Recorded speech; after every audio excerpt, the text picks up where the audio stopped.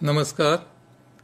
યોગાહાર આહારના યોગ વિષય અંતર્ગત આપને ગયા એપિસોડમાં જોયું કે શરીરને જોઈતા 4 પ્રકારના ખોરાક આપણે કઈ રીતે નક્કી કરી શકીએ.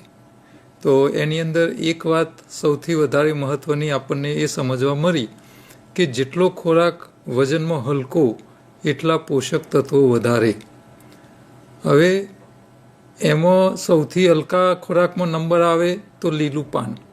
તો લીલું પાન એ આપણા માટે પોષક તત્વોનો ભંડાર છે અને એ એટલા બધા પોષક તત્વો ધરાવે છે કે તમે જોશો તો તમને નવાઈ લાગશે અને એની કિંમત પણ એટલી બધી છે કે તમારી આંખો પહોળી થઈ જાય. હવે પોષક તત્વોમાં લીલા પાનમાં સૌથી વધારે પોષક તત્વો કયા પાનમાં હોય છે? તો તમે ગૂગલના જમાનામાં ગૂગલ ઉપર સર્ચ કરશો તો ગૂગલને પૂછવાનું કે સૌથી વધારે પોષક તત્વોવાળા લીલા પાંદડાનું લિસ્ટ આપો. તમે ગૂગલમાં સર્ચ કરશો તો તમને 3-4 પ્રકારના લીલા પાંદડાનું લિસ્ટમાં નંબર આવેલો દેખાશે અને એમાં આ અહીંયા જે સ્લાઇડમાં દેખાય છે એ પ્રમાણેના તમને જોવા મળશે. એમાં પહેલો નંબર આવશે રચકાના પાન. રચકો એટલે આપણે ગાયો ભેંસોને ઘાસચારા રૂપે જે ખાવા આપીએ છીએ, જે દેખાવમાં મેથીના પાન જેવો હોય, એ મેથીના છોડના ફૂલ સફેદ રંગના હોય, જ્યારે રચકાના છોડના ફૂલ જે હોય એ જાંબલી રંગના હોય.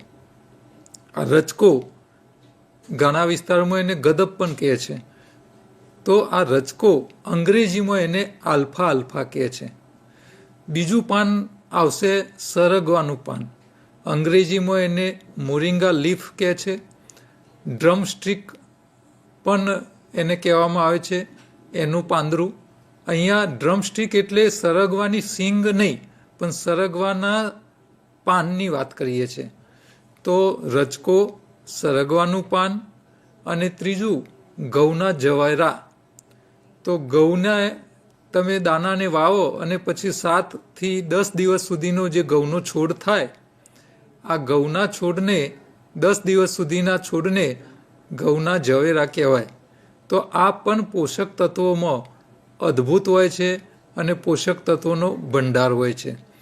તો આ જે 3 પાન તમને જે કીધા એ જમીન ઉપર થતા પાન કીધા મેં, પણ આ જમીન ઉપર થતા પાંદડા કરતાં પણ વધારે પોષક તત્વો આપે એવું કોઈ પાન હોય તો એ છે પાણીમાં થતી લીલ, જેને અંગ્રેજીમાં સ્પિરુલિના કહેવાય છે. અને આ સ્પિરુલિનામાં જે પોષક તત્વોનો ભંડાર એટલો બધો હોય છે કે રિસર્ચ એવું કહે છે કે 1 કિલો સ્પિરુલિનાના સામે તમે 1000 કિલો શાકભાજી ખાઓ એટલા પોષક તત્વો ખાલી 1 કિલો સ્પિરુલિનામાંથી મળે. એટલે એકના સામે 1000 ગણા પોષક તત્વો થયા શાકભાજીની કમ્પેરિઝનમાં. આનાથી વધારે પોષક તત્વો દુનિયાના કોઈ ખોરાકમાં તમને મળે નહીં. અને લીલ ખાવાવાળા કાચબાઓ 300 વર્ષ જીવતા હોય છે એ આપણને ખબર છે. તો પાણીમાં થતી લીલ એ પોષક તત્વોનો અદ્ભુત ભંડાર છે, પરંતુ તળાવમાં થતી લીલ એ સીધી ખાવા લાયક ન હોવાથી, કારણ કે પાણીમાં થતી હોય છે એટલે એની અંદર જીવાત, જીવાણુઓ અને અસંખ્ય પ્રકારના કીટાણુઓના કારણે શરીરમાં નુકસાન થાય, એટલે આપણે તળાવમાંથી સીધી લીલ ખાઈ શકીએ નહીં. પરંતુ આજકાલ ઘણા બધા પ્રોફેશનલ્સે તળાવના બદલે ચોખ્ખા પાણીના કુંડ બનાવી અને એની અંદર આ લીલનું પ્લાન્ટેશન કરી અને એ લીલની સૂકવણી કરી અને એમાં કોઈ પણ પ્રકારના જીવાણુઓ કે કીટાણુઓ ન હોય એવી કન્ડિશનવાળી લીલના પાનના લીલના પાવડર અને એની ટેબ્લેટો અને એની કેપ્સ્યુલો તૈયાર કરીને અત્યારે માર્કેટમાં વેચાય છે અને દુનિયાભરમાં સૌથી ઊંચા ભાવે વેચાઈ રહ્યું છે. હવે આ પાંદડાઓમાં પોષક તત્વો કેવા હોય એનું એક તમને સામાન્ય ઉદાહરણ આપું તો અહીંયા સ્લાઇડમાં તમને દેખાય છે સરગવાના પાનના પોષક તત્વો. તો એક કેલ્શિયમની વાત કરીએ તો સરગવાના પાનમાં દૂધ કરતાં 5 થી 10 ગણું કેલ્શિયમ હોય. હવે આપણા હાડકાં માટે કેલ્શિયમ જરૂરી હોય છે એ બધાને ખબર હોય છે. તો કેલ્શિયમ માટે આપણે દૂધ પીતા હોઈએ છીએ, પરંતુ પાંદરુંની અંદર જે કેલ્શિયમ છે સરગવાના પાનમાં એ દૂધ કરતાં 5 ગણું હોય છે. હવે તમે જે વિચાર્યું કે સરગવાનું પાન ખાવાથી આપણને 5 ગણું કેલ્શિયમ મળે દૂધ કરતાં, પરંતુ તમે શાકનો વઘાર કરવા માટે મીઠો લીમડો લાવો છો અને મીઠા લીમડામાં સરગવાના પાન કરતાં ડબલ કેલ્શિયમ હોય. તો સરગવાના પાનમાં દૂધ કરતાં 5 ગણું કેલ્શિયમ હોય અને સરગવાના પાન કરતાં મીઠા લીમડામાં ડબલ કેલ્શિયમ હોય. તો દૂધ કરતાં તો કેટલું થયું? 20 ગણું થયું. તો આ કેલ્શિયમ માટે દૂધ સસ્તું પડે કે મીઠો લીમડો સસ્તો પડે? તમે જ વિચાર કરો. તો કેલ્શિયમ માટે દૂધ પીવું એના કરતાં મીઠા લીમડાની ચટણી ખાવી વધારે સારી, સસ્તી બી પડે અને વધારે કેલ્શિયમ મળે. પણ આ વાત આપણને કોઈ કહેતું નથી, એટલે આપણને એની જાણ નથી. બરાબર છે? તો લીલા પાંદડાઓમાં કેલ્શિયમથી લઈ, પોટેશિયમથી લઈ, મેગ્નેશિયમથી લઈ ઢગલાબંધ પોષક તત્વો, એન્ટીઓક્સિડન્ટથી લઈ તમે કલ્પના ન કરી હોય એટલા પોષક તત્વો લીલા પાંદડાઓમાં હોય છે. અને ગૂગલના જમાનામાં હું કહું છું એટલે તમારે માનવાની જરૂર નહીં. તમને રચકો, ઘઉંના જવારા, સરગવાના પાન એના પોષક તત્વોનું લિસ્ટ તમે ગૂગલ ઉપર ચેક કરજો. રિસર્ચ થયેલા આંકડાઓ તમને જોવા મળશે. અદ્ભુત હોય છે. હવે આની કિંમત શું કહી શકાય? તો માર્કેટની અંદર જે સારી ક્વોલિટીના લીલા પાનના પાવડરો બનાવીને વેચવાવાળી કંપનીઓ હોય છે, એ મેં સર્વે કર્યો છે એ પ્રમાણે કે સારી બ્રાન્ડેડ કંપની લીલા પાંદડાના પાવડરો 100 ગ્રામના 350થી લઈ 500 રૂપિયા સુધીના ભાવે વેચે છે. 100 ગ્રામ પાંદડાના પાવડર 350થી લઈ 500. હવે 350નો બેઝ પ્રાઇસ ગણીએ તો 1 કિલોનો ભાવ થયો કેટલો? 3500 રૂપિયા 1 કિલોના. અચ્છા, મણના હિસાબે ગણતરી કરો તો કેટલો ભાવ થયો? 70,000 રૂપિયે મણ 20 કિલોનો. ખેડૂતની કઈ પ્રોડક્ટ 70,000 રૂપિયે મણ ભારતમાં વેચાય છે? કોઈ નહીં.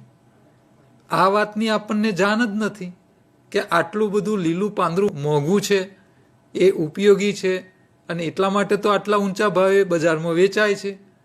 હવે રચકો જે ગાયો ભેંસો ખાય એની આપણને કદર નથી, પણ આ જ રચકો જેને અંગ્રેજીમાં આલ્ફા કહેવાય, અને આ આલ્ફા જે રચકો કહેવાય એના પાંદડાઓની સુકવણી કરેલા પાવડર, એના પાવડરમાંથી બનાવેલી ટેબ્લેટો અને એમાંથી ભરેલી કેપ્સ્યુલો ભારતમાં તો 70,000 રૂપિયે મણ વેચાય છે, પણ વિદેશની અંદર 2 લાખ રૂપિયે મણ વેચાય છે. કલ્પના કરો, જે રચકો ગાયો ભેંસો ખાય છે એને આપણે એ ઢોરનો ખોરાક માનીએ છીએ, આપણે ખાતા નથી, અને વિદેશીઓ આ જ ખોરાકના 2 લાખ રૂપિયા મણના ખર્ચે છે. કલ્પના કરો તમે, આપણી બુદ્ધિ ક્યાં કામ કરે છે? આપણે કેટલા અજ્ઞાની છીએ કે આખી દુનિયા જેના 2 લાખ રૂપિયા મણના પૈસા ખર્ચે છે એ જ વસ્તુ આપણે કચરપટ્ટી માનીએ છીએ. એની કોઈ કિંમત નથી, એની કોઈ કદર નથી. તો આ લીલા પાનનું મહત્વ છે. લીલા પાન એટલે આપણા માટે સુપર ફૂડ તરીકે એને ગણતરી કરી શકાય. સુપર એટલે એનાથી સારો કોઈ ખોરાક નહીં. આપણે શાકાહારી છે, દુનિયાભરના તમામ શાકાહારી પ્રાણીઓ મોટા ભાગે લીલા પાન ખાઈને જ જીવે છે, અને દુનિયાનું કોઈ પ્રાણી, શાકાહારી પ્રાણી લીલા પાન ખાઈને જીવવાવાળું કોઈ પ્રાણીને કોઈ પણ પ્રકારના રોગ થતા નથી. આપણે શાકાહારી હોવા છતાં લીલું પાન ખાતા નથી. સૌથી મોટી સમસ્યા છે. તો હવે આની અસરો સમાજમાં ક્યાં છે એને સમજવાનો પ્રયત્ન કરીએ. તમે જોશો તો છાપાઓમાં આવતું હોય છે કે નાના નાના બાળકો, સ્કૂલ કોલેજમાં ભણતા બાળકો કુપોષિત હોય છે. તો આ કુપોષણ માટે જવાબદાર શું?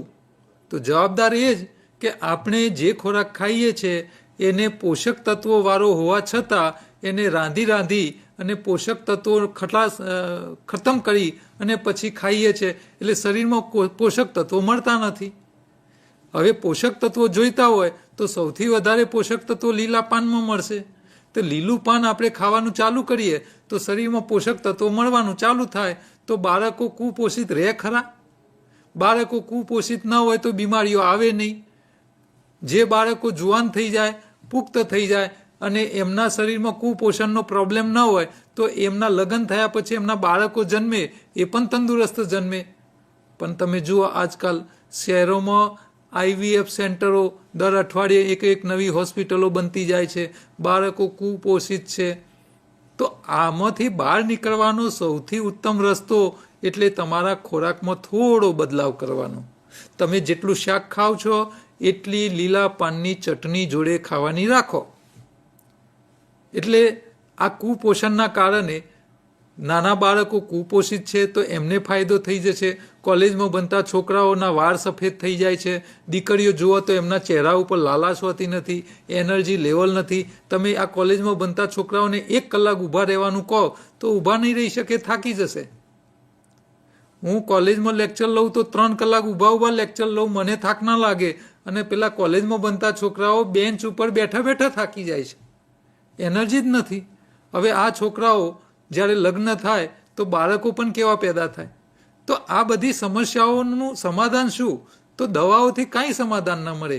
એના માટે તમારે ખાવું પડે પોષક તત્વોવાળો ખોરાક. અને પોષક તત્વો ક્યાંથી મળશે? લીલા પાનમાંથી.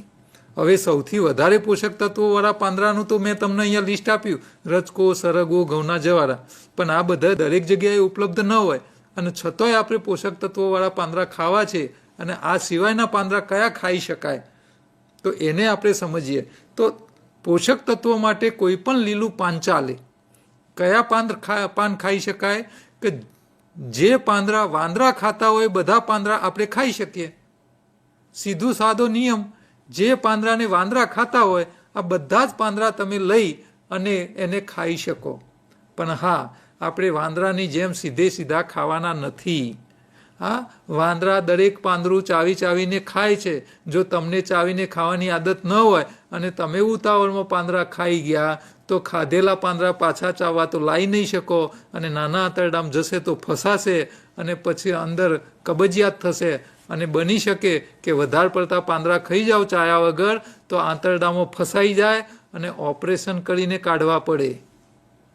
એટલે આવી ભૂલ ન કરતા. એટલે તમારે પાંદડા લાવવાના, પણ કયા? જે પાંદડા વાંદરા ખાતા હોય તે. વાંદરા ન ખાય એવા કોઈ પાન ખાવાનું આપણે સાહસ કરવાનું નહીં, કારણ કે એ પાંદડા કેવા છે, જોખમી છે, ઝેરી છે એ ખબર નહીં પડે. એટલે જે પાંદડું વાંદરો ન ખાતો હોય એવું પાન ખાવાનો પ્રયત્ન નહીં કરવાનો. તમને ખબર હોય ખરેખર કે આ પાંદડા વાંદરા ખાય છે એ જ ખાવા. હવે વાંદરા પણ શોધવાની તકલીફ હોય તો હવે એક બીજો કોમન તમને રસ્તો આપું જેના થકી તમે નક્કી કરી શકો કે આ પાંદડું ખાવા લાયક છે કે નહીં. તો કયા પાન ખાઈ શકાય? તો જે વનસ્પતિ ઝાડ હોય, છોડ હોય, વેલો હોય કે ઘાસ હોય, જેનું ફળ ખાતા હોઈએ એ વનસ્પતિનું પાન ખાઈ શકાય. આ સાદો નિયમ તમારે યાદ રાખવાનો. હવે ફળ ખવાય, એનું પાન ખવાય, પરંતુ આમાં પણ 2 અપવાદ છે, એ પણ તમારે ધ્યાન રાખવાના છે. જેનું ફળ ખવાય અને પાન ના ખવાય, આવા 2 અપવાદ યાદ રાખવાના. કયા? તો જેમ કે ચીકુ ખાઈએ છીએ આપણે, ચીકુના પાનને તમે તોડો તો એમાંથી દૂધ નીકળે છે. તો જેનું ફળ ખાઈએ એના પાનને તોડવાથી દૂધ નીકળતું હોય તો એ પાન ખાવાનું નહીં, ભલે એનું ફળ તમે ખાતા હો. આ ધ્યાન રાખવાનું છે. બીજું, જેનું ફળ ખવાય પણ પાન ના ખવાય તો એ છે પપૈયું. તો પપૈયું ખાઈ શકાય, પણ પપૈયાના પાનને તમે મોઢામાં મૂકશો તો ભયંકર કડવું લાગશે. કડવું એકલું નહીં, ભયંકર કડવું. તો જેનું ફળ ખવાય પણ એના પાનને મોઢામાં મૂકવાથી ભયંકર કડવું લાગે તો એ પાનને પણ ખાવાનું નથી. આ તમારે ધ્યાન રાખવાનું છે. હા, તમે લીમડો તો એક વખત ખાઈ જશો તો કંઈ વાંધો નહીં આવે, પણ પપૈયું તો જો વધારે ખાઈ ગયા પપૈયાના પાંદડાને તો મારી નાખશે. આ ધ્યાન રાખવાનું છે. એટલે જે પાંદડાને તોડવાથી દૂધ નીકળતું હોય અને જે પાંદડાને મોઢામાં મૂકવાથી કડવું લાગતું હોય આવા કોઈ પાંદડા ખાવાના નથી, ભલે એ વનસ્પતિનું ફળ આપણે ખાવામાં ઉપયોગ કરતા હોઈએ. આ નાની વાત તમારે ધ્યાન રાખવાની છે. હવે આ પાંદડાને ખાવા કઈ રીતે? તો તમારે પાંદડા લઈ આવવાના. અચ્છા, ગામડાઓમાં તમે જાઓ તો ખેતરમાં જેટલા અનાજ વાયા છે એ બધાના પાન તમે લઈ શકો. શાકભાજીના પાંદડા લઈ શકો, કઠોળના પાંદડા લઈ શકો, અનાજ કઠોળથી લઈ અને કંદમૂળના બધાના પાંદડા લઈ શકો, ફળફળાદીના પાંદડા લઈ શકો, આ બધા જ. પણ એમાં તમારે ધ્યાન એ રાખવાનું કડવું ના આવવું જોઈએ, દૂધવાળું ના આવવું જોઈએ. બરાબર? અચ્છા, માર્કેટમાં લીલા પાંદડા તો મળે જ છે. પાલક, ફુદીનો, કોથમીર, મીઠો લીમડો, મૂળાના પાંદડા, આ ભાજી, આ બધું માર્કેટમાં અવેલેબલ જ હોય. મેથીના પાન, આ બધા પાંદડા મળે જ છે. તો આ બધા પાંદડાઓનો તમે ઉપયોગ કરી શકો. મેથી વધારે પાકટ હશે તો કડવી લાગશે, એટલે એકલી મેથી કાચી ન ખાઈ શકાય. તમે એને પકાવવા જાઓ છો તો પોષક તત્વો નષ્ટ થઈ જાય છે. એટલે આપણે કાચા ખાઈ શકાય એવા જ પાંદડા પસંદ કરવાના. તો શાક માર્કેટમાં મળે છે પાલક, ફુદીનો, કોથમીર, મીઠો લીમડો, મૂળા, આ બધા પાંદડા લો. ન મળે તો ખેતરોમાં આજુબાજુમાં તમારા ઝાડ હોય, જેમ કે આંબાનું ઝાડ છે તો આંબાનું પાંદડું લઈ શકો, આસોપાલો છે તો એનું પાંદડું લઈ શકો, બીલીપત્ર છે તો એનું પાંદડું લઈ શકો. આવા કોઈ પણ ફળના આંબળા છે તો એના પાંદડા તમે લઈ શકો. તો આવા બધા અલગ અલગ પ્રકારના પાંદડા તમારે લાવવાના. કોઈ એક જ પ્રકારનું પાંદડું નહીં લેવાનું. થોડા થોડા બધા જ પ્રકારના પાંદડા થોડા થોડા લેવાના જે ખાઈ શકાય. હવે આ પાંદડા સીધા ખાવાના નથી. તમારે શું કરવાનું? એને મિક્સરમાં નાખી અને થોડું ઠંડુ પાણી રેડી અને મિક્સરમાં ક્રશ કરવાનું. કેમ ઠંડુ પાણી રેડવાનું? કારણ કે જ્યારે તમે પાંદડાને મિક્સરમાં ક્રશ કરો છો ત્યારે મિક્સર ફરે એટલે એની અંદર ગરમી પેદા થાય, અને જો વધારે ગરમી પેદા થાય તો પાંદડામાં રહેલા પોષક તત્વો નષ્ટ પામે, ઓછા થઈ જાય. એટલે પોષક તત્વો ઓછા ન થઈ જાય એટલા માટે મિક્સરમાં જ્યારે પાંદડા ક્રશ કરો એટલે કાં તો પાંદડાને ફ્રીજમાં રાખીને ઠંડા કરીને ક્રશ કરવા, અથવા ફ્રીજનું થોડું ઠંડુ પાણી રેડીને ક્રશ કરવા, અને પછી એનો રસ બનાવવો. શક્ય હોય તો ગળનામાં ગાળી અને નીચોઈને રસ કાઢીને એનો ગ્લાસ ભરી લેવો. હવે એકલા પાંદડાનો રસ તમે પીવા જાઓ તો તમને ભાવશે નહીં. મનુષ્યનો અવતાર મજા કરવા માટે તો ભગવાને આપ્યો છે. ખાઈ પીને મજા કરવા માટે તો આપણને ભગવાને મગજ આપ્યું છે, આનંદ કરવા માટે. અને દેવોએ પણ મજા કરવી હોય ત્યારે એ લોકોએ ધરતી ઉપર મનુષ્યનો અવતાર લઈને આવવું પડે છે, ત્યારે એ મજા કરી શકે. કારણ કે શરીર હોય તો મજા આનંદ લઈ શકે, શરીર જ ના હોય તો આનંદ કઈ રીતે લઈ શકે? એટલે દેવો તો શરીર વગર સ્વર્ગમાં ફરતા હોય, એમનું શરીર ન હોય, એ સૂક્ષ્મ જગતમાં ફરતા હોય. તો એમને મજા લેવી હોય તો એમનો અવતાર લઈને મનુષ્ય બનવું પડે, ને પછી ખાઈ પી મજા કરીને પાછા સ્વર્ગમાં પાછા જતા રહે. તો આપણે મજા કરવા માટે અવતાર લીધો છે. હવે લીલા પાંદડાનો રસ પીવો છે ને મજા ના આવે તો ચાલે નહીં. તો આપણે શું કરવાનું? આપણને ખબર છે કે કેટલા સ્વાદ આપણને મજા કરાવે: ગળ્યો, ખાટો, તીખો ને ખારો. તુરો ને કડવા સ્વાદમાં મજા આવે નહીં. એટલે તમારે ગળ્યો, ખાટો, તીખો અને ખારો, આ 4 પ્રકારના સ્વાદ એ તમને આનંદ કરાવે, મજા કરાવે. તો તમારે ગળપણ જોઈએ છે તો એમાં દેશી ગોળ નાખો અથવા ગળ્યા ફ્રૂટ નાખવાના. સફેદ મોરસ નહીં નાખવાની, કારણ કે સફેદ મોરસ એ ઝેર સમાન છે. બરાબર? તમારે ખટાશ જોઈએ છે તો લીંબુ, પાઇનેપલ, સંતરા, મોસંબી નાખવાના, પણ લીંબુના ફૂલ નહીં નાખવાના. તમારે તીખાશ જોઈતી હોય તો લીલું મરચું નાખી શકો, આદુ નાખી શકો, કાળા મરી નાખી શકો, ચાટ મસાલો નાખી શકો, ફુદીનો નાખી શકો, પણ લાલ મરચું નહીં નાખવું, કારણ કે એ વધારે તેજ હોય, શરીરમાં પિત્ત વધારે. એટલે સારા નુકસાન ન કરે એવા સ્વાદ ઉપયોગ કરવામાં વાંધો નથી. તમારે ખારાશ જોઈએ છે તો મીઠું વાપરવાનું, પણ સફેદ મીઠું નહીં વાપરવાનું, એના બદલે સંચર અથવા સિંધવ વાપરવાનું. બરાબર? તો ગળપણ કરો, ખટાશ કરો, તીખાશ કરો અને ખારાશ કરો, ગળ્યું, ખાટું, તીખું ને ખારું ચારેય સ્વાદ ભેગા કરો અને ટેસ્ટી રસ બનાવો.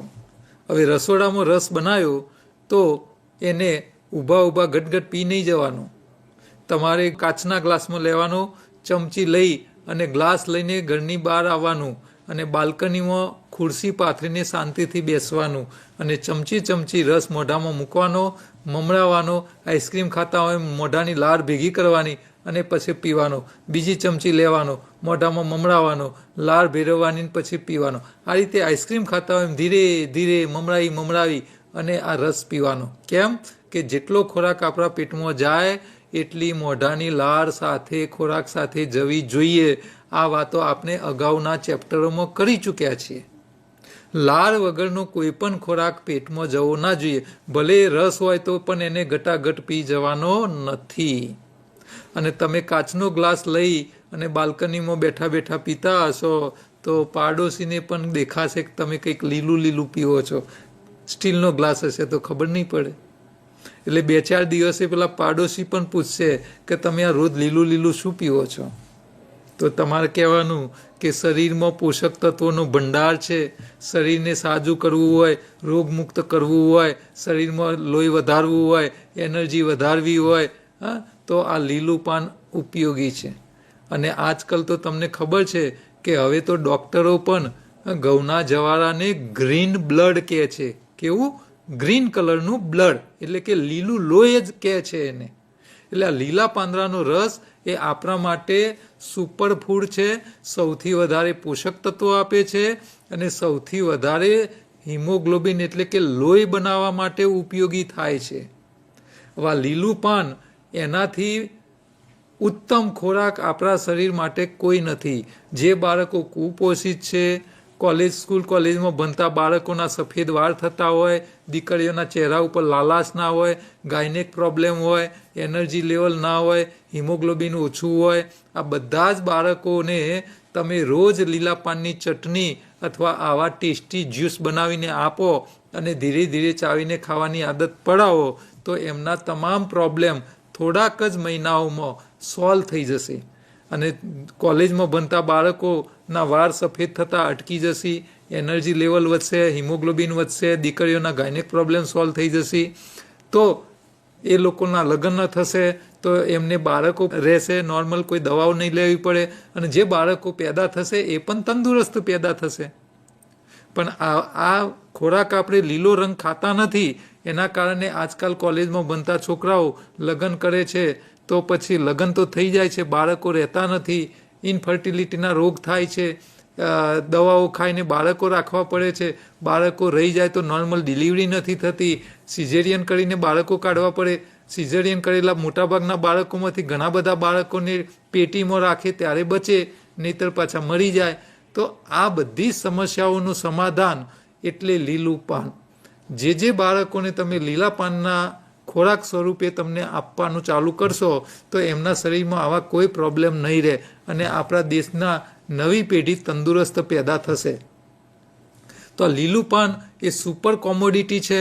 સરકારે પણ આ વાતને ધ્યાનમાં લઈ અને બીજા બધા જ પાકોને કોમોડિટી તરીકે સ્વીકાર કર્યો છે. તો લીલા પાનને પણ એઝ એ કોમોડિટી તરીકે સ્વીકાર કરીને એના પ્રમોશન માટે સરકારે કામ કરવાની જરૂર છે. અને એનાથી આપણા દેશના લોકોના રોગમુક્ત થશે, સાથે સાથે નવા બાળકો જે જન્મ લેશે એ તંદુરસ્ત પેદા થશે અને જે બાળકો સ્કૂલ કોલેજમાં ભણે છે એ લોકોની પણ તંદુરસ્તી સારી થઈ જશે. તો લીલું પાન એ આપણા માટે ઔષધિ કરતાં પણ વધારે મહત્ત્વનું છે. અને ખોરાક તો છે જ, પણ એ ઔષધિ કરતાં પણ વધારે મહત્ત્વનું છે. એટલે લીલું પાન આપણા શરીરમાં રોજે રોજ ખોરાકમાં હોવું જોઈએ. એટલે તમે જેટલું ભોજન ઘરમાં બનાવીને ખવડાવો છો તો જેટલું શાક ખવડાવો છો એનાથી વધારે લીલા પાનની ચટણીઓ અથવા જ્યુસ આપણા ઘરના બધા જ સભ્યોને તમે આપશો એ હું આશા રાખું છું. હવે લીલા પાનની અંદર લીલો રંગ જે છે એ જે ક્લોરોફિલ કહેવાય છે એ કેવા કામ કરે છે એ સમજીએ એ પહેલાં આપણે સમજીએ કે સિઝનલ વસ્તુઓનો ઉપયોગ કેટલો છે. તો ભગવાને આપણા ભારત દેશમાં 3 પ્રકારની સિઝન બનાવી છે. એક છે શિયાળો, બીજો ઉનાળો અને ત્રીજી છે ચોમાસું. તો આ સિઝન, જે સિઝનમાં ભગવાન જેવા શાકભાજી ફળફળાદી બનાવે એ સિઝનના વાતાવરણ સામે ટકવા માટે બનાવે છે. હવે શિયાળામાં કેવા કેવા પાક ભગવાન બનાવે છે તો તમને ખબર હશે કે મૂળા છે, ગાજર છે, બીટ છે, રીંગણ છે. તો આવા બધા જે ખોરાક તૈયાર કરે છે ભગવાન, તો આ બધું શિયાળામાં કેમ બનાવે છે કે એ બધી વસ્તુઓ ખાવાથી શરીરમાં ગરમી થાય. હવે તમે આ મૂળા છે તો મૂળાના પાંદડાનો રસ કાઢીને તમે પીવો શિયાળામાં, તમે 2 સ્વેટર પહેર્યા હોય ઠંડીના કારણે તો 10 જ મિનિટમાં તમને સ્વેટર કાઢવું પડે, એવી શરીરમાં ગરમી કરી આપે. તો શિયાળામાં થતા પાકો સૌથી વધારે ખાવા જોઈએ, જેનાથી આપણને શરીરમાં ગરમીનો અનુભવ થાય અને સ્વેટર પહેરવાની જરૂર ના પડે વધારે ઠંડી પડે તો પણ. ઉનાળામાં ભગવાન કેવા પાક બનાવે? દ્રાક્ષ, ટેટી, તરબૂચ, કેરી. તો આ બધું ઉનાળામાં શું કા ભગવાન બનાવે કે એ બધા ખોરાક ખાવાથી આપણા શરીરમાં ઠંડક રહે. એટલે બહાર ગરમી હોય, શરીરમાં અંદર ઠંડક થાય. શિયાળામાં કેવા બનાવે? બહાર ઠંડી હોય તો અંદર ગરમી કરે એવા ખોરાક બનાવે ભગવાન. ભગવાન બહુ હોશિયાર છે. તમે જે વિસ્તારમાં રહો છો એ વિસ્તારમાં કેવું વાતાવરણ થવાનું છે એના પ્રમાણે જ વનસ્પતિનો વિકાસ થાય અને ભગવાન એવા ખાવા પીવાના ખોરાક આપણા માટે ભગવાન બનાવી આપે છે. તો ઉનાળાની અંદર તમે દ્રાક્ષ 500 ગ્રામ રોજ ખાવાની રાખો, શરીરમાં ગરમી થશે જ નહીં. બહાર ભલે 45 ડિગ્રી ટેમ્પરેચર હોય, એસી ચલાવવું જ નહીં પડે અને શરીરમાં ગરમી નહીં થાય તો શરીરમાં રોગ નહીં થાય. તો આ સિઝનલ ખોરાક જે છે એને બહુ સમજવો જરૂરી છે.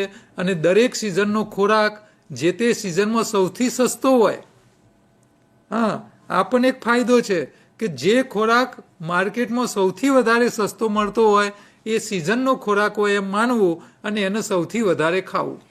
અને એ ખાવાથી શરીરમાં જે તે વાતાવરણ સામે આપણને ટકવાની શક્તિ મળે. ચોમાસામાં ભગવાન કેવા ખોરાક બનાવે? તો ચોમાસામાં હવા, પાણી, ખોરાક બધામાં જીવાત હોય અને હવા, પાણી ને ખોરાક બધું શરીરમાં જાય તો શરીરમાં જીવાતવાળો ખોરાક જાય તો શરીરમાં રોગ થાય. અને આ રોગથી બચવા માટે ભગવાન ચોમાસામાં શું બનાવે ખબર છે? કારેલો ને કંકોરો. તો આ કારેલો ને કંકોરો કડવો હોય અને ભગવાન એ કડવા એટલા માટે બનાવે છે કે તમે ચોમાસામાં જે કંઈ ખોરાક ખાશો એમાં જે જીવાત સાથેનો ખોરાક જશે તો એ ખોરાકના કારણે તમારા શરીરમાં સમસ્યાઓ પેદા ના થાય. પણ આપણે તો કારેલાનું શાક કરીએ એટલે શું કરીએ? ઉપરની કડવાશ બધી ચામડીની કાઢી નાખીએ અને પછી પાછા મીઠાના પાણીમાં ડબોળીએ અને એની કડવાશ દબાઈને કાઢી અને પછી શાક કરીને ખાઈએ. આનો કોઈ મતલબ નથી. તો ભગવાને જે સિઝનમાં જે વસ્તુઓ બનાવી છે એને ખાવાનો આગ્રહ રાખો. બરાબર? હવે લીલું પાન આપણને સૌથી વધારે પોષક તત્વો આલે. સિઝનલ ખોરાક આપણા શરીરને પ્રકૃતિના વાતાવરણ સામે ટકવા માટેની શક્તિ આપે.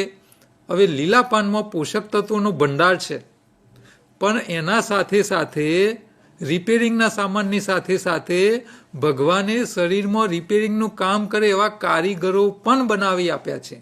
તો આ લીલા પાનમાં એવું કયું તત્વ છે જે મેં તમને આગલા એપિસોડમાં કીધેલું કે લીલા પાનનો લીલો રંગ, જેને આપણે ક્લોરોફિલ કહીએ છીએ, હરિતકણ કહીએ છીએ. તો આ હરિતકણ, ક્લોરોફિલ શરીરમાં જઈને કારીગર તરીકે કઈ રીતે કામ કરે છે આને આપણે સમજી લઈએ.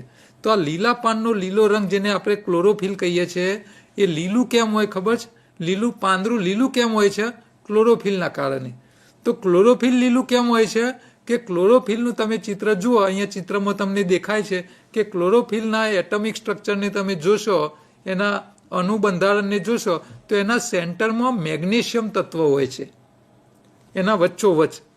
તો આ મેગ્નેશિયમ તત્વ કુદરતી રીતે લીલા રંગનું હોય એટલે ક્લોરોફિલ લીલા રંગનું દેખાય. અને ક્લોરોફિલ લીલા રંગનું છે એટલે પાંદડા લીલા દેખાય છે અને આપણને આ ધરતી હરિયાળી દેખાય છે. તો હવે આ ક્લોરોફિલ પાંદડામાં હોય ત્યારે કામ શું કરે બધાને ખબર છે. આપણને સ્કૂલમાં ભણાવવામાં આવ્યું છે કે સૂર્યપ્રકાશની હાજરીમાં આ ક્લોરોફિલ વનસ્પતિ માટે ખોરાક બનાવે છે. આ વાત આપણને બધાને ખબર છે જે સ્કૂલમાં ભણવા ગયેલા છે. તો આ ખાલી સૂર્યપ્રકાશનો જ ઉપયોગ કરે છે એવું નથી, એટલે આપણને થોડું અધૂરું બનાવ્યું છે.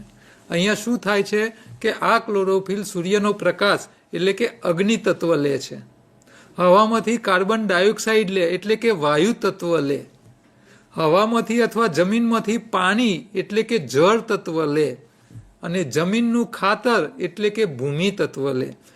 આ ક્લોરોફિલ ખાલી સૂર્યનો પ્રકાશ એકલો નહીં, પણ સૂર્યનો પ્રકાશ એટલે અગ્નિ તત્વ, હવામાંથી કાર્બન ડાયોક્સાઇડ એટલે વાયુ તત્વ, જમીનમાંથી પાણી એટલે જળ તત્વ, અને જમીનનું ખાતર એટલે ભૂમિ તત્વ, આવા 4 તત્વો ભેગા કરે, એમાંથી ખોરાક બનાવે, અને એ ખોરાકમાંથી નવા પાન આવે, ફૂલ આવે, અને વનસ્પતિ ઉપર ફળ તૈયાર થાય, જે આપણે ખાઈએ છીએ. અને આ ફળ સ્વરૂપે કાં તો શાકભાજી હોય, ફળફળાદી હોય, કંદમૂળ હોય, અનાજ કઠોળ હોય, આ બધું જ એ ફળ જ કહેવાય, અને એ આપણે ખાઈએ છીએ. તો આપણો શાકાહારી પ્રાણીનો ખોરાક તૈયાર કોણ કરે છે? આ લીલું પાન, અને એમાં રહેલો લીલો રંગ, જેને આપણે અંગ્રેજીમાં ક્લોરોફિલ કહીએ છીએ અને ગુજરાતીમાં હરિત કણ કહીએ છીએ, જે લીલો રંગનું છે. તો અગ્નિ, વાયુ, જળ અને ભૂમિ 4 તત્વો ભેગા કરીને ખોરાક બન્યો. માની લો તમે મોટી સાઈઝનું તરબૂચ લાયા, તો તરબૂચ મોટી સાઈઝનું હોય એટલે જગ્યા રોકે, તો આ જગ્યા એટલે આકાશ તત્વ કહેવાય. એટલે ક્લોરોફિલ 5 તત્વો અગ્નિ, વાયુ, જળ, ભૂમિ અને આકાશ 5 તત્વો ભેગા કરીને ખોરાક બનાવે છે, જે આપણે ખાઈએ છીએ. આ અદ્ભુત તત્વ છે. ભગવાનની અદ્ભુત રચનામાં પહેલો નંબર આપવાનો થાય તો મારા હિસાબે ભગવાને બનાવેલું ક્લોરોફિલ એ સૌથી પહેલો નંબર આવે, અને એ છે તો આપણું અસ્તિત્વ છે. આ ધરતી ઉપર તમામ શાકાહારી પ્રાણીઓનું અસ્તિત્વ આ લીલા રંગના કારણે છે, જે ભગવાને બનાવ્યું છે. આવું અદ્ભુત મશીન લીલા પાંદડામાં હોય છે. હવે લીલું પાન જ્યારે તમે ખાઓ એટલે આ લીલો રંગ શરીરમાં જાય. હવે શરીરમાં ગયા પછી ભગવાન આ લીલા રંગને, ક્લોરોફિલને ફેંકી દે કે ઉપયોગમાં લે? ભગવાન ફેંકી ના દે, ભગવાન એનો ઉપયોગ કરે. હવે શરીરમાં જઈને એ શું કરે ખબર છે? કે પેલા લીલા રંગના સેન્ટરના એટમ મેગ્નેશિયમને ભગવાને શરીરમાં ગયા પછી એને છોડવાનું કીધું, અને એની જગ્યાએ આયન નામના એટમને બેસવાનું કીધું. એવી વ્યવસ્થા ભગવાને કરી. તો શરીરમાં ગયા પછી આ મેગ્નેશિયમની જગ્યાએ આયન આવી જાય, એટલે પેલો ક્લોરોફિલ જે લીલા રંગનું દેખાતું હતું એ મેગ્નેશિયમ નીકળી જાય અને આયન આવે. અહીંયા ચિત્રમાં તમે જુઓ, સ્ક્રીન ઉપર દેખાય છે. તો આ આયન આવવાથી એનું સ્ટ્રક્ચર લાલ રંગનું થઈ જાય, કારણ કે આયન એટલે લોખંડ, ફેરસ વિજ્ઞાનની ભાષામાં. તો એનો કુદરતી રંગ લાલ હોય. તો મેગ્નેશિયમ લીલા રંગનું નીકળી ગયું, એની જગ્યાએ લાલ રંગનું લોખંડ આવ્યું, આયન આવ્યું, તો એ લાલ થઈ ગયું. અને આ લાલ એટલે આપણા શરીરનું લાલ રંગનું લોહી, જેને આપણે હિમોગ્લોબિન કહીએ છીએ. તો આ હિમોગ્લોબિન બની ગયું, લીલા રંગમાંથી લાલ બની ગયું. હવે આ હિમોગ્લોબિન શું કરે? તો જે કામ લીલું પાન પાંદડામાં રહીને કરતું હતું, એવા ને એવા કામ પાંદડા શરીરમાં આવ્યા પછી કરે, પણ કામની દિશા ઉલટી થઈ જાય. પાંદડામાં શું કરતું હતું? અગ્નિ, વાયુ, જળ, ભૂમિ, આકાશ, આ બધા તત્વો ભેગા કરીને ખોરાક બનાવતું. એ લીલો રંગ શરીરમાં આવ્યો, લીલામાંથી લાલ રંગનું લોહી બન્યું. અને એ શું કરશે કે હવે તમે જે ખોરાક ખાધો એમાંથી જરૂર હોય એટલું અગ્નિ, વાયુ, જળ, ભૂમિ અને આકાશ, આ 5 તત્વો છૂટા પાડવાનું કામ કરશે, અને આપણા શરીરના 5 તત્વોનું મેનેજમેન્ટ કરશે. એટલે કે આપણા શરીરને રિપેરિંગ કરવાનું કામ આ લીલા રંગમાંથી બનેલું સાચું હિમોગ્લોબિન શરીરમાં કરશે. એટલે આપણા શરીરમાં સાચું હિમોગ્લોબિન વધારે હશે તો આપણા શરીરમાં રિપેરિંગનું કામ કારીગર તરીકે આ લોહી કામ કરશે. અને તમે લીલા પાન ખાવ છો એમાં પોષક તત્વો તો હતા જ, પણ એ રિપેરિંગના સામાનની સાથે સાથે આ કારીગરો પણ લીલા પાંદડામાં હોય છે, જે શરીરમાં સાથે આવી જાય છે. એટલે ભગવાનની અદ્ભુત રચના છે. લીલું પાન આપણને કારીગર પણ બનાવી આપે છે, અને શરીરમાં જોઈતા રિપેરિંગનો સામાન પણ આપે છે. એટલે આ અદ્ભુત છે. અને એ જ્યારે તમે લીલું પાન ખાવ છો એટલે લોહી વધે છે, રિપેરિંગનું કામ ચાલુ થઈ જાય છે, અને પોષક તત્વોના અભાવે જે કામ પેન્ડિંગ હોય, રિપેરિંગ થતા ના હોય, શરીરના જે અંગો, આ બધા રિપેરિંગ થવાના ચાલુ થઈ જાય, શરીરમાં કોઈ રોગ રહે નહીં. એટલે અમે લોકોને ફક્ત લીલા પાનના રસ પાઈને દુનિયાભરના મોટા ભાગના રોગો મટાડવામાં એ સહાયભૂત થાય છે. એટલે અદ્ભુત ખોરાક છે. એનાથી ઉત્તમ ઔષધિ કોઈ છે જ નહીં જે લીલું પાન કામ કરી આપે. તો આ લીલું પાન એ રેગ્યુલર ખાવાનો ખોરાક પણ છે, શરીરને નિરોગી પણ રાખે છે અને રોગીશ થઈ ગયેલા શરીરને રોગમાંથી બહાર પણ કાઢી આપે છે. એટલે દવા ઔષધિ તરીકે પણ કામ કરે છે. અને એટલા માટે જ લીલા પાનની પ્રોડક્ટો વિદેશમાં 2 લાખ રૂપિયે મણ વેચાય છે. આ લીલા પાનનું મહત્વ છે. એટલે આજકાલ જે સમાજમાં સમસ્યાઓ છે, બાળકો કુપોષિત છે, કોલેજમાં ભણતા વિદ્યાર્થીઓના વાળ સફેદ છે, ચહેરા ઉપર એનર્જી નથી, લોહી ઓછું પડે છે, શક્તિ નથી, લગ્ન થઈ જાય છે તો બાળકો રહેતા નથી, તો આ બધી જ સમસ્યાઓનું સમાધાન એટલે લીલું પાન. એટલે તમારા બાળકો તંદુરસ્ત રહે, ભવિષ્યમાં બીમાર ના પડે, એટલા માટે ઘરના બધા જ સભ્યો સાથે બાળકોને પણ ચાવીને ખાવાની આદત પડાવો અને એમના ભોજનમાં લીલું પાન દરેક વખતે હાજર હોવું જોઈએ. એટલે થાળીમાં બીજા કોઈ ખોરાક નહીં હોય તો ચાલશે, પણ લીલું પાન ન હોય એવા ભોજનની થાળી વિચારવાની જ નહીં. અને જો તમે આ કામ કરી લેશો તો તમારા ઘરની અંદર કોઈ સભ્ય બીમાર રહેશે અથવા બીમાર પડે એવું બની નહીં શકે. તો આ નાની વાતને મહત્ત્વ આપી તમે લીલા પાનના મહત્ત્વને સમજી અને એનો ઉપયોગ કરવાનો ચાલુ કરજો. પણ અહીંયા તમારે ધ્યાન રાખવાનું છે કે આ કોઈ પણ વસ્તુ લીલા પાંદડાને તમારે પકવવાના નથી, એને રાંધવાના નથી. કારણ કે તમે રાંધો છો તો પોષક તત્વો નષ્ટ થઈ જશે. એટલે એને કાચા જ પાંદડા લેવાના છે. એ પાંદડાઓ ચોમાસામાં ચીકાસવાળા હોય, એમાં જીવાત હોય તો એને મીઠાના પાણીમાં કે લીંબુના પાણીમાં ધોઈને પછી વાપરવા. અચ્છા, કોઈ પણ કાચા પાંદડાનો રસ પીવો હોય તો તમને ભૂખ અને તરસ લાગેલી હોવી જોઈએ. ભૂખ અને તરસ ન હોય ને તમે લીલા પાંદડાનો જ્યુસ પીશો તો બની શકે કે ગેસ પણ થાય અને એનું માથું ચડે અને સાઈડ ઇફેક્ટો થઈ શકે. તો આ બધી સાઈડ ઇફેક્ટોથી બચવા માટે તમારે લીલા પાંદડાને પીધા પહેલાં તમને જોરદાર ભૂખ અને તરસ લાગેલી હોવી જરૂરી છે. એટલે લીલા પાંદડાની સાથે સાથે સિઝનલ ખોરાક ખાવા માટે પણ તમને ભૂખ અને તરસ હોવી જરૂરી છે. એટલા માટે મેં તમને શરૂઆતમાં કીધેલું કે તમારે રોગિષ્ટ થવું ન હોય અથવા રોગમાંથી બહાર આવવું હોય, એટલે બીમાર પડવું ના હોય અથવા બીમારીમાંથી બહાર આવવું હોય તો સવારથી બપોરનો એક ટાઈમ ઉપવાસ કરવાની વ્યવસ્થાનું મહત્ત્વ મેં તમને સમજાયેલું કે ભાઈ એક ટાઈમ ઉપવાસ કરો સવારથી બપોરનો, અને પછી બપોરે તમે આ લીલા પાંદડાના રસ પીવો, બપોરે તમે આ સિઝનવાળા ફ્રૂટ ફળ સલાદ કે અંકુરિત બધું ખાઓ. તો એ ખાવાથી તમને સાઈડ ઇફેક્ટ નહીં થાય. તમે સવારે જોરદાર નાસ્તા કર્યા હોય અને બપોરે આવું બધું કાચું ખાવા જશો તો તમને નુકસાન થશે. એટલે આનાથી બચવા માટે આ નાની વાતનું તમારે ધ્યાન રાખવાનું છે. આ ધરતી ઉપર જેટલા બી રો ફોર્મના ખોરાક છે, જેમ કે લીલું નાળિયેરનું પાણી, હવે લીલા નાળિયેરનું પાણી એ અમૃત છે, પણ જો તમે એને ભૂખ અને તરસ લાગી હોય અને પછી તમે પીશો તો તમારા માટે અમૃત સમાન થશે. પણ તમને ભૂખ અને તરસ નથી અને લીલા નાળિયેરનું પાણી કાઢીને તમે જો પીશો તો તમારા માટે ઝેર સમાન થશે. તમને ગેસ કરશે, માથું ચડાવશે અને આવી કંઈક વિચિત્ર પ્રોબ્લેમ ઊભા કરશે. એટલે એમાં દોષ લીલા નાળિયેરનો નથી, દોષ તમારા પેટનો છે. તમને ભૂખ નથી, તરસ નથી અને પછી તમે આ અંદર નાખશો તો એ બધું પછી એનો ગેસ થશે અને બધી સમસ્યાઓ થશે. તો આનાથી બચવા માટે કોઈ પણ કાચી વસ્તુ ખાવી હોય પકાવ્યા વગરની તો તમને ભૂખ અને તરસ લાગે પછી જ એને ખાવાનો આગ્રહ રાખવાનો, નહીંતર એની સાઈડ ઇફેક્ટો પણ થાય છે. આ નાની વાત ધ્યાન રાખશો તો તમારા જીવનમાં કોઈ પ્રકારની તકલીફો પડશે નહીં. હવે આવતા એપિસોડમાં આપણે જોઈશું કેવા લોકો માટે કયા અનાજ ખાવા અને શરીરમાં વિટામિનોનું મહત્ત્વ શું છે. કારણ કે વિટામિનો એક એવો પોષક તત્વવાળો પદાર્થ છે કે જે શાકાહારી ખોરાકમાં મળતો નથી. અને એટલા માટે આજકાલ ઘરે ઘરે વિટામિન B12ની, વિટામિન D3ની સમસ્યાઓ તમને જોવા મળે છે. તો આ પાછળનું કારણ શું, એમાંથી બહાર આવવા માટે આપણે શું ધ્યાન રાખવું, એની વાતો આવતા એપિસોડમાં આપણે કરીશું. નમસ્કાર.